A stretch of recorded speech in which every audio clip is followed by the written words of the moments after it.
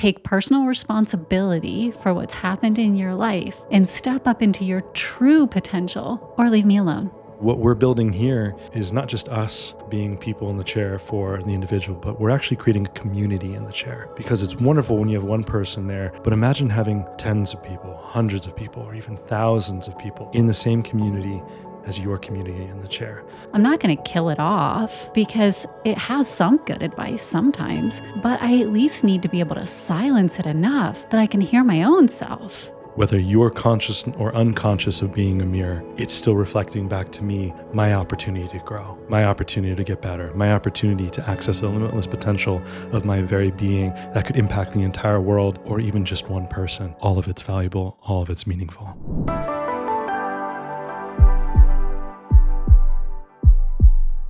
Hi, I'm Amber Mikesell, author of Silence Your Inner Critic, and I am so excited to share that the book Silence Your Inner Critic is now available for pre-order.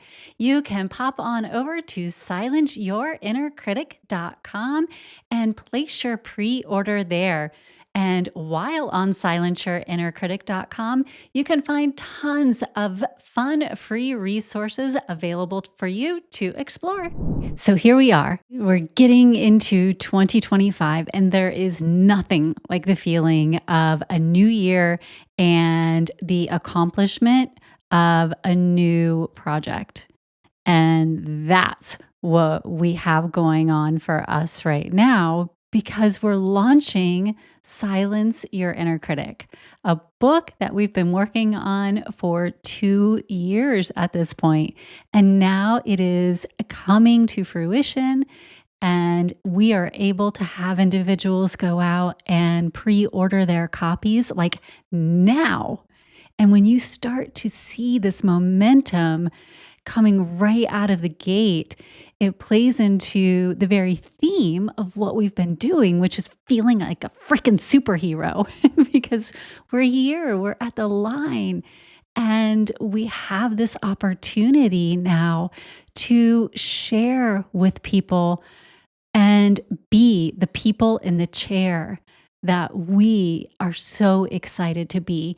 And that's how we want to start this year and this portion of the Heart Leader podcast, which is being the guy and the gal in the chair in the Heart Leader podcast and talking about Silence Your Inner Critic and how we're being that guy and gal in the chair. So do you want to kick us off and talk about what is Silence Your Inner Critic? Why are we so geeked out about it?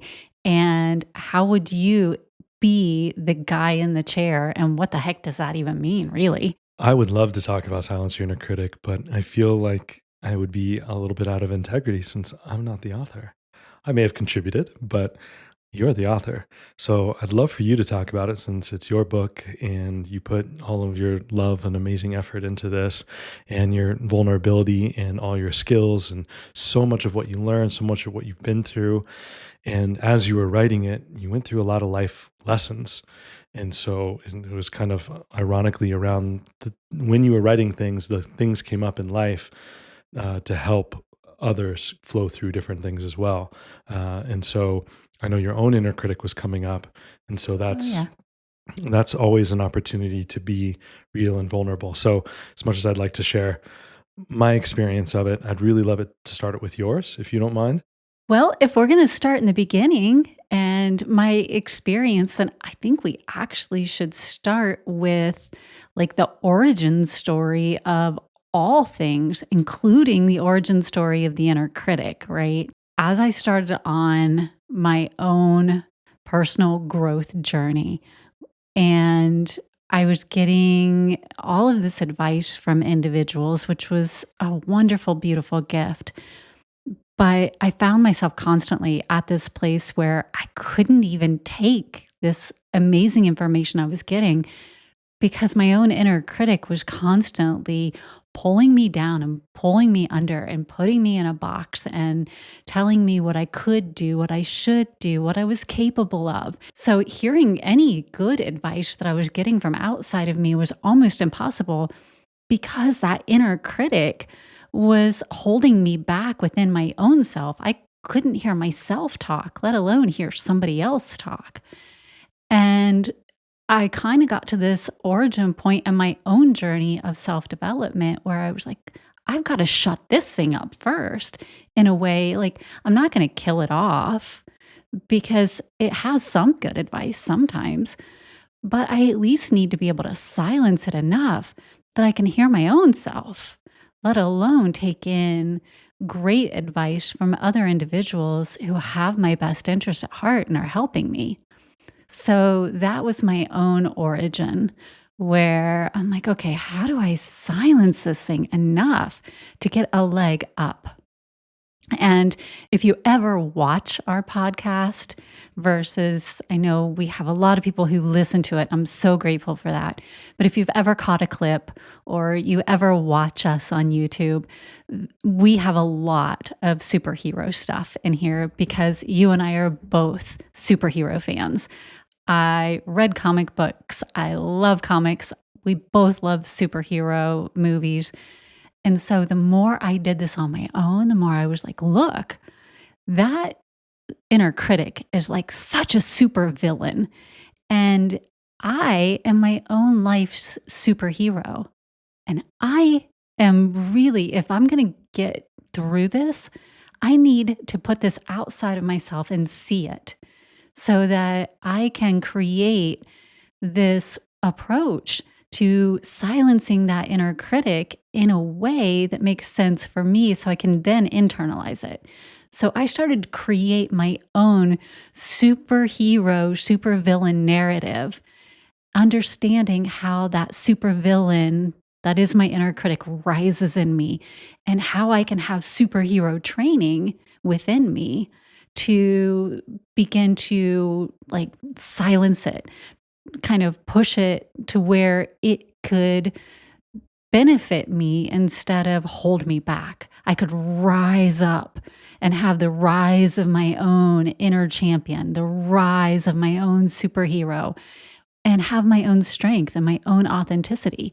And the more I could see that story outside of me, the more I could internalize the tools, the techniques, and my own authentic voice. And when that worked, when I was able to embody that, I was just, of course, I want to put this into a book because it became a fun adventure.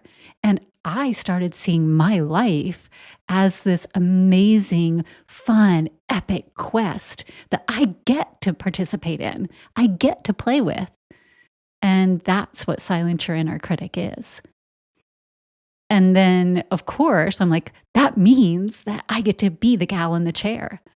Yes, I'm a superhero, but most gals in the chair, which is the person who supports the superhero with all the cool gadgets and technology and information and leads you through, they typically have their own superpowers. They typically have this amazing capacity to be in support. That's why they're the gal or the guy or the person in the chair. They're not there because they don't know how to be epic themselves. So now I get to be that role. And I'm like, yes, I can't wait. And that's how we started to create what we're calling like this codex or this blueprint that is Silence Your Inner Critic.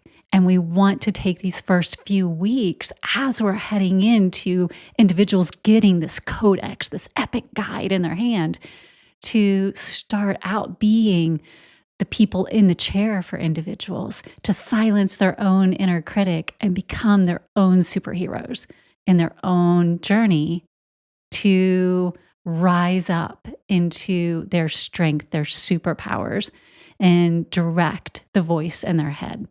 I love it. It's so amazing. I mean, on so many levels. I mean, there's a reason why the hero's journey is so connected. I mean, it's been a huge part of humanity for a long time when it comes to storytelling, right? And now that we've become really aware of it, I mean, that's a huge part of cinematic storytelling, right? And even our favorite, like, it doesn't even have to be superheroes. This could be, Lord of the Rings, or Star Wars, or Star Trek, or and a lot of sci-fi movies. They really hone in on this hero's journey, and so Yes. it's a great way for us to connect. And oftentimes, we want to see the hero succeed, and we see that hero outside of ourselves, but oftentimes we don't think of ourselves as the hero. And so that's what I love, where you kind of created a bridge where there is a gap. And it's like, well, yeah, actually, I can be the hero to my own story, in that my inner champion, which I'm going to place outside of me, so that I can pull this in. I can really understand. I can really connect.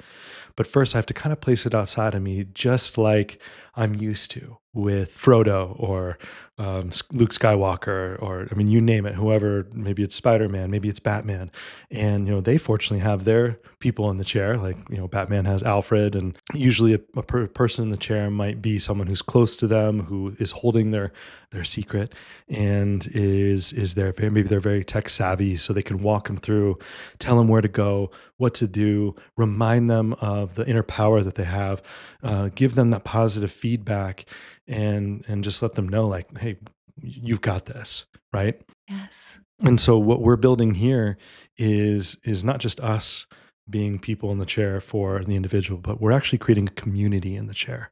Yes. And that's a whole other level, because it's wonderful when you have one person there leading you on. But imagine having tens of people, hundreds of people, or even thousands of people, or gosh, even tens of thousands of people in the same community as your community in the chair.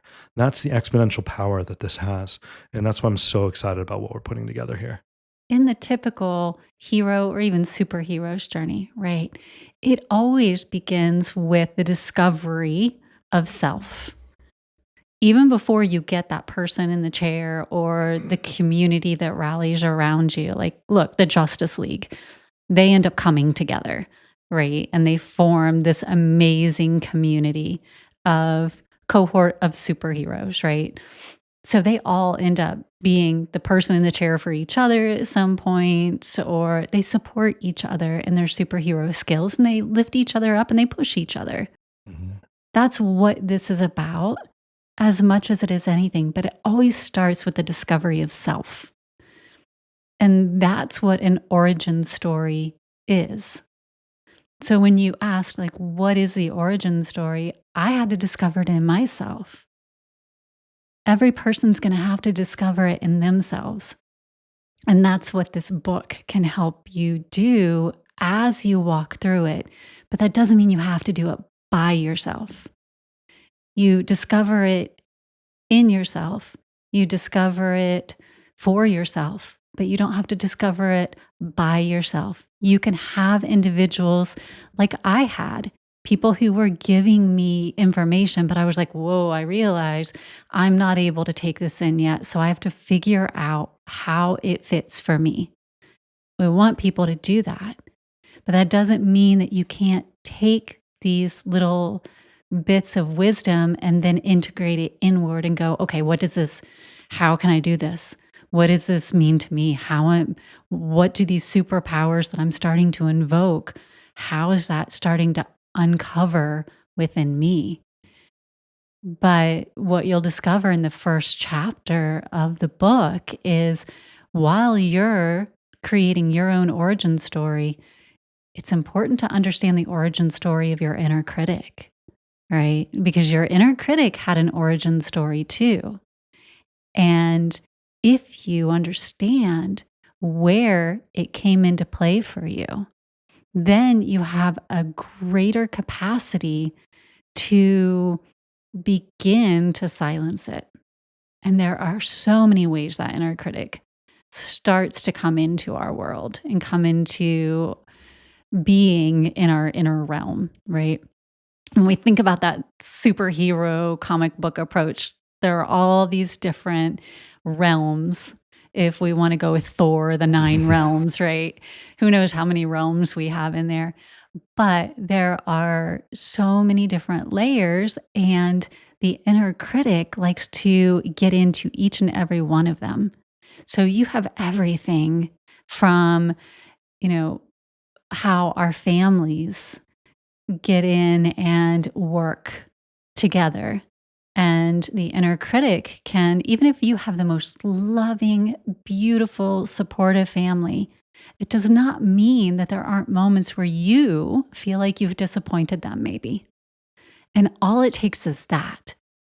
And the inner critic will go, "Whoop, I'll take that." And the origin begins because that one moment of feeling like you disappointed somebody that you love is food for that inner critic to say, "Oh, you didn't disappoint them. You are a disappointment." Mm.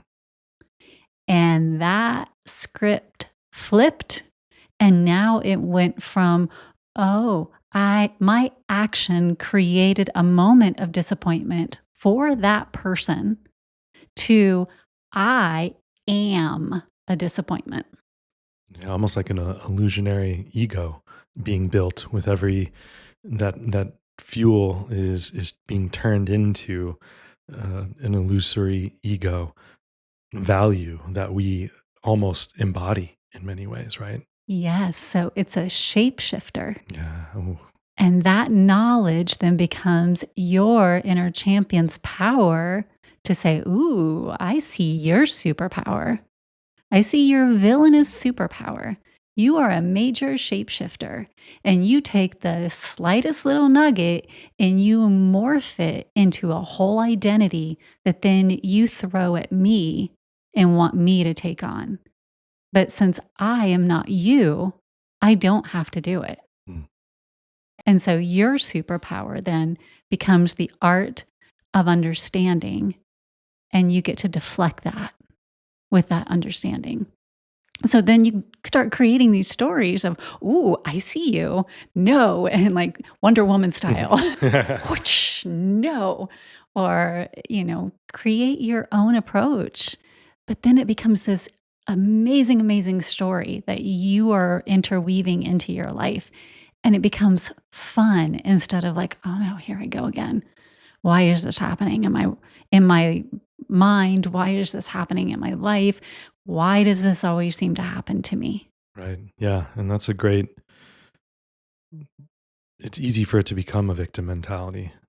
Why is it happening to me? It's a very common question because we don't want to typically think that we're the genesis of our problems. It's a hard pill to swallow. Yeah. But how many times in these superhero movies or in these hero journeys movies do we realize that the hero was actually just getting in their own way the whole time? And it wasn't like it wasn't because they were wrong or they were bad or they're stupid or, these are, we're, each one of us are constantly in our own way on a regular basis in some facet of our lives. And so it's not like it's a problem. It's actually an opportunity for a solution, which is a beautiful thing. It's an expansion of awareness, like you always say. And it's impossible to to change unless we have the awareness first. Because from the awareness we can gain the knowledge, and from the knowledge then we can shift. Yes.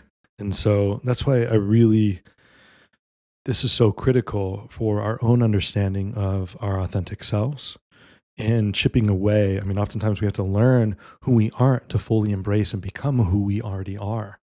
It's kind of like, I forget the famous sculptor who said, they're like, "How do you even come up with this?" And they're like, "Well, I'm not coming up with anything. It was already in there. All I did was just scrape away what was already inside, Yes. right? Chisel And away at the chisel away." stone. Exactly. Exactly. So, that in some way is what we're doing here. And the inner critic is kind of the thing that's taking all your chisels, I don't know Your what your tools. tools, yeah, and then like putting everything back, then and covering it back up again. You're like, no, no, like stop that. Like I'm gonna. I'm in direction, not you, and so I'm going to choose how I desire to be and how I desire to show up and how I desire to live. Yes. So it's very empowering. And the moment that inner critic understands that your inner champion is rising, that you are connecting, then of course it's going to take all that it gained from its origin and start grabbing its power, like power grab, power up, right? So the more you understand its origins, all little places that it entered into your life and how those origins grew, then the more you can be prepared when it wages battle on you, Mm, right? So look at all the places it could have entered in your life from, again, no matter how amazing our families are. And, I personally feel like I have a very amazing family. I love my family. But that doesn't mean that there weren't moments where I did feel like I disappointed them or that we had disagreements and that my inner critic didn't get in there. Competitions, right? When we're younger and we're playing sports and we're competing against others, did I let my family down if I didn't win? Or if we are part of any organized system, whether that's religion or schools, or there's always a mark that we're meant to hit. And if we don't hit that mark, then we can take that inward and the inner critic can grab a hold of that. Social media, media in general, when we're looking at, do we have the latest purchase that everybody wants? Do we look the way everybody else seems to think that we should look? Or there's all these marks that get set out in our world. Like, here's the bar. Are you meeting it? And if we don't, then we can allow our inner critic can go, oh, I'll take this and I'll take this and I'll take this. And maybe I won't use it right now, but I'll use it at some point, maybe when you're out on that date and you start to feel insecure. That's when I'm going to pull this nice little superpower that I've accumulated out of the bag and I'm going to throw it at you. And you'll be sitting at that date and you'll wonder, where in the world did that come from? I wasn't thinking about that. How did that pop up? And that's where the inner critic will sneak in and get you. yeah. But if you've taken the time to sit and be with, okay, how could the inner critic have kind of gotten into my world? And you might not be able to name them all, but if you have kind of a general idea, maybe it is through some things that I've seen on billboards as I've passed by, especially now that they're electronic and they can just cycle really fast as you're sitting there at a light or whatever. Did it soak in? And if so, how is that impacting me? Or even digital billboards in terms of like on social media, right? All the ads that Yeah. come through when we're scrolling and showing us how we should look or how we should act, or, this is what it means to be successful, or this is what it means to be pretty or handsome, or this is what it means to be fit, or this is what it means, to whatever, you name it. It's constantly kind of telling you that you're inherently missing something. Yes. And there's nothing wrong with that. I know the inner critic will come in and say, that's wrong and that's bad. It's not bad. It's not bad for a company to desire to sell their product. Honestly, it's not bad. Mhm. But if you are not aware of the impact that it's having on you, that's where we might be misaligned. And so it's important that we create awareness all the way around. And we begin to understand, like, wait, now I'm not going to say that if a company is saying you're ugly if you don't buy this. Now, there's probably better ways of doing it. I will say that it is my personal responsibility to clean up my inner realms, right? And so it is my responsibility to understand what impact these advertisements are having on me. And it is also my responsibility, if I don't like these advertisements, to curate what is coming into my world. Absolutely. This is a key part of every major hero's journey. Right. Personal responsibility. Cue in the montage of, every moment now that, when they go through that training and it's Yes. just, whatever their power is or whatever they're going, it's like, oh, they need to work out or they need to practice this or they're doing something in the rain because it's just more a dramatic effect. Yes. It's Always in like the rain. always in the rain, right? It's never, it's not, it's not as intense if it's not in the rain. So, but yeah, cue in every dramatic montage in this moment. But that's the reason why we connect with it so much and we see the transformation is because they're activating personal responsibility, which is arguably the greatest superpower that they are initiating. Everything else is a byproduct of that personal responsibility taking form and being embodied by the superhero, right? And so if we start to take on these things, we recognize that everyone and everything is being a mirror to ourselves. And our opportunity is to step up and not be a victim to those mirrors, but actually say thank you to those mirrors and say, whether you're conscious or unconscious of being a mirror, it's still reflecting back to me my opportunity to grow, my opportunity to get better, my opportunity to access the limitless potential of my very being that could impact the entire world or even just one person. All of it's valuable, all of it's meaningful. Yes. That's why I loved the movie Doctor Strange, Mm-hmm. the first one, Yeah. because there was that holding of personal accountability. Yes, his hands were destroyed. His what he thought his life was meant to be was pulled away from him. And he could have sat and been victim to that. And he was.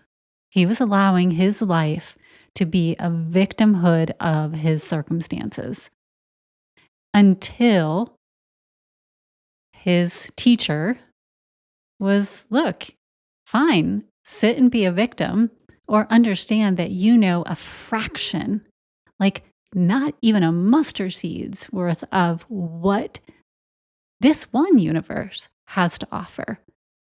Get out of your way, take personal responsibility for what's happened in your life, and step up into your true potential, or leave me alone. And that's when he was willing to say, okay, I'll do whatever I need to do. Help me to grow my awareness and my understanding. Yeah. Gal in the multi-dimensional chair. I Yes. love that. She is epic. Yes, she is. So when we're willing to do that, when we're willing to say, yes, there are all of these outside and inside influences that feed our inner critic, but that doesn't make me a victim of them. That makes me more, it makes it more important for me to be hyper aware of all of these feed ins into my inner critic, where it draws its power from, so that I can then begin to cut off those feeds. I can begin to turn down the power to its sources of power. And that helps me silence it, right? I have the ability to take away its power. Or if I can't take it fully away, I can at least turn it all the way down to where it's a trickle. But that's for me to do. That's my inner champion's one of its massive superpowers. But that comes from constant vigilance, constant awareness. And then, of course, my inner critic goes, but that's going to take so much time. You don't have that kind of time. You don't want to spend your whole life worrying about where I get my power from. You're not going to get to live. It doesn't take that much time. It really, honestly, having done this now, and not that it doesn't then start to draw from other sources, but once you get ahead of it, it really doesn't take that much time to keep ahead of it. But understanding the origin of it and then starting to turn down its power sources from those origin sources is a huge step. And that's the whole first chapter of this book. Absolutely. I mean, if we're willing to do that, put in the time, let's say we want to learn a new language, right? Well, we have to go through, we have to learn all these different approaches, different conjugations, we might have to look up a bunch of words to see the translation. It's a lot of effort up front so that you don't have to do that later, right? It's not Yeah. like, a couple of years later, once you've learned the language, you're not going back and doing those same things again. It's fluid. You're able to speak and communicate in a bilingual manner and think about it, and you can dream in it, and it just becomes a very part of your being. So if we're willing to do that with that and many other skills that we attempt as regular people in this world, then why not allow this? Why Yeah. not let this skill be a key aspect of who we are and start prioritizing this as a incredible skill, just as value as as being bilingual. Very much so. It is a way of being, I mean, you're able to speak more clearly with your inner realms. Yeah, that's a great way to put it. So yeah, it definitely is.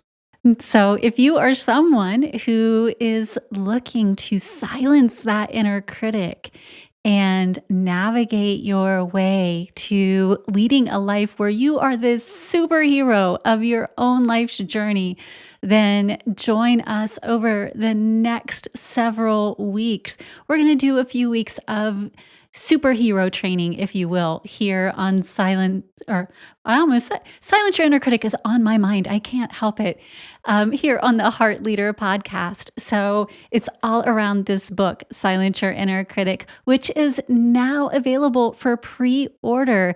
And we have a goal that we are striving to reach with our global audience of well over 1.2 million people. It should definitely be achievable.